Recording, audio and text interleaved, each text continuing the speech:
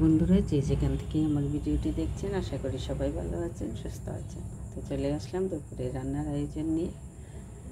তো আজ রান্না করব মুরগির মাংস, সরিষা বাটা দিয়ে পাবদা মাছ আর মিষ্টি কুমড়া ভাজি। তো সকালে ঘুম থেকে উঠে আগে নিজের শরীরটাকে ঠিক রাখার জন্য প্রতিদিন যেটা করি একটু ব্যায়াম করি, করে তারপরে কিন্তু রান্না করে এই কাজে আসি। তো এই যে রুটি যেদিন বানাই ওই দিন তো একটু আগে সব কিছু সারতে হয় আমার নিজের কাজগুলি।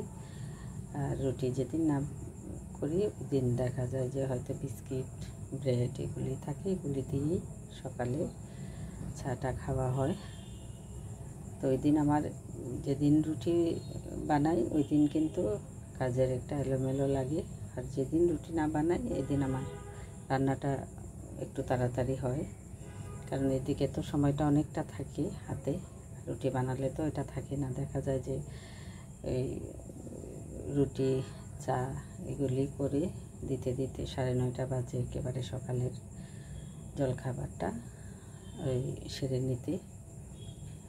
আর এই জন্য রুটিটা প্রতিদিন বানাই না, রুটিটা বানালেই আমার কাজের একটা এলোমেলো লেগে যায়। তো এদিকে এই যে পাবদা মাছগুলি কিন্তু গতকালকে নিয়ে আসা, তো কালকে সময়ের জন্য কাটতে পারিনি।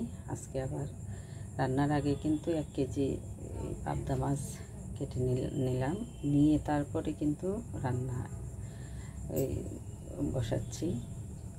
তো ভিডিও করতে গেলে তো পূর্ব প্রস্তুতিটা নিতে হয় আগে, সব কিছু একটু একটু একটু একটু করে গুছিয়ে নিতে হয়, তারপরে ভিডিওটা চালু করতে হয়। হুট করে তো করাও যায় না, কারণ তৈরি না থাকলে কিন্তু ভিডিও করা যায় না। তো একটু একটু করে তৈরি করি আর একটু একটু করে ভিডিও করি, এক হাতে সব কিছুই করতে হয়। মাঝে মাঝে দেখা যায় যে হয়তো একটু মশলাও থাকে না, তো একটু মশলাও ব্লেন্ড করতে হয়। যদিও ব্লেন্ডারে করি তারপরেও কিন্তু এগুলি তো কেটে কুটে ধুয়ে তারপর তৈরি করে নিতে হয়, এখানে তো অনেকটা সময় দিতে হয়। তো রান্নার ফাঁকে অনেক সময় দেখা যায় যে এই কাজ ওই কাজ এটাও থাকে। তো সব মিলিয়েই কিন্তু দুপুরবেলাটা খুব ব্যস্ত থাকি।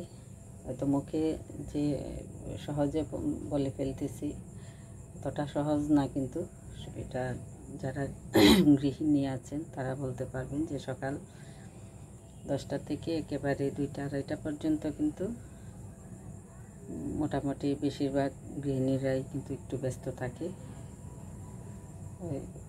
যে রান্না না থাকলেও কিন্তু দেখা যায় কোনো না কোনো কাজে এই সময় চলে যায়। তো মাঝে মাঝে ভাবি যে দুদিনের রান্নাটা একদিন করে নেব, ওটাও সম্ভব হয়নি, কারণ ওই যে রান্না করে রাখলাম, দেখা যায় যে ওরা বাসায় যেহেতু এখন যার যেটা ভালো লাগে ওটা খেয়ে ফেলে, তো পরের দিন আবার আমার রাঁধতেই হয়। তো এখন তো রান্না আরও বেশি, কারণ যে কয়দিন ওরা বাসায় থাকবে উল্টাপাল্টা রান্না। তো মাংস মনে করেন দুপুরে রান্না করলাম, হয়তো দুপুরে খাওয়া হয়ে যায়, আবার রাতে বলবে যে রুটি খাবো, মাংস খাবো, বা বোনা খিচুড়ি খাবো, মাংস খাবো, এরকম একটা অবস্থা। সব সময় থাকতে হয় রান্না করে। আজ কাজের এত ব্যস্ততা ছিল যে আলুগুলি ভাজার সময়টা পর্যন্ত পাইনি। তো ভাবলাম যে আলু আর মাংস একেবারে একটু ভালোভাবে কষিয়ে ঝোলটা দিব, তাইলে হয়তো ভাজার মতোই লাগবে অনেকটা। তো আলুগুলোকে ভালোভাবে মাংসের সাথে একেবারে কষিয়ে তারপর ঝোলটা দিব। একটা কথা না বলেই পারছি না, আজকে আসলে পাবদা মাছের যে সরিষা বাটা দিয়ে রান্না করেছি, আমার ছেলে কিন্তু সরিষা বাটার কোনো কিছু পছন্দ করে না।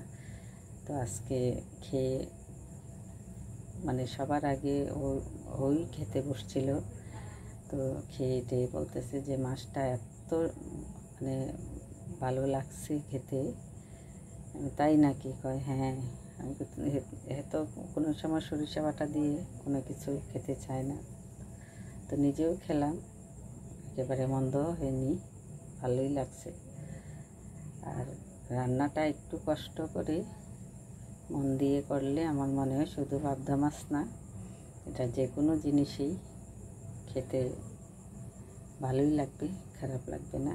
কারণ অনেক দিদিভাইরা অনেক সুন্দর সুন্দর করে রান্না করেন, যে দেখা যায় মাছ ছাড়াও অনেক দিদিভাইরা যে সবজি এটা সেটা অনেক মন দিয়ে একেবারেই মায়া লাগিয়ে রান্নাটা সারে, খুব ভালো লাগে দেখতে। তো খেতে তো আরও ভীষণ ভালো লাগবে। যদিও খাই নাই, অনেক জিনিস আছে যে দেখার যেটা সুন্দর, খেতেও নাকি এটা অদ্ভুত লাগে। তো দিদিভাইদের সবগুলি রান্নাই কিন্তু দেখতে যেমন, খেতেও নিশ্চয়ই আরও ভালো লাগবে। আর আমি বললাম না, আরও ভিডিওতে বলেছি যে আমি রান্নার সব রেসিপিগুলি দেখি, কারণ রান্নার প্রতি আমার সবসময় দুর্বলতা, এটা সারা জীবনের, যে রান্নাটাকে খুব মায়া লাগিয়ে আদর দিয়ে তারপরে রান্নাটা করি। হুট করে এসে হুট করে চলে যাই না রান্না করতে, অনেকটা সময় দিই রান্না করে। এটা শুধু ভিডিওর স্বার্থে যে তা না, নিজের ভালো লাগা থেকে, তারপরে পরিবারের সবাই খেয়ে যেন ওই যে স্বাদটা পায়, এটাও মাথায় থাকে, এরকম আর কি। আর দিদিভাইরাদের এই যে ভিডিওতে কমেন্ট করি আমি অনেক ছোট, তবে দেখি কিন্তু পুরাটাই, কারণ আমি লিখতে এতটা আমার ভালো লাগে না। আর আমি এই যে লেখার যে একটা এই বাচনভঙ্গি থাকে, ওটা আমার কাছে এতটা থাকে না, যার কারণে আমি পারিও না। এজন্য শর্ট করে কিন্তু কমেন্ট করি, কিন্তু দেখি পুরাটা। হয়তো বলতে পারেন যে প্রতিদিনই দেখা যায় যে একটু একটু কমেন্ট করি, বিস্তারিত সব সময় পারি না করতে। আর যে লেখারও কিছু মন মানসিকতা লাগে, আমাদের বয়সের মানুষ এতটা লিখতেও পারে না। আমি জানি না অন্যরা কেমন, কিন্তু আমি পারি না। যে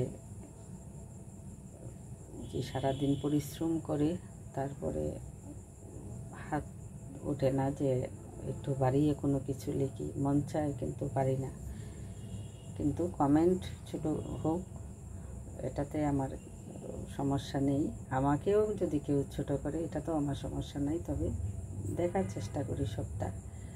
কারণ দুপুরের পরে কিন্তু পর্যাপ্ত একটা সময় থাকে আমার হাতে, যার কারণে আমি দুপুরের পর থেকেই কিন্তু ভিডিও দেখা শুরু করি।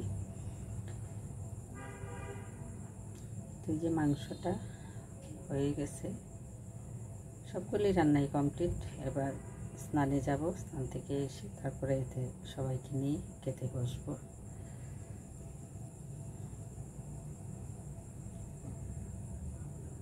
তো আজ এই পর্যন্তই। ভালো থাকবেন, সুস্থ থাকবেন, আমার পাশে থাকবেন। ধন্যবাদ।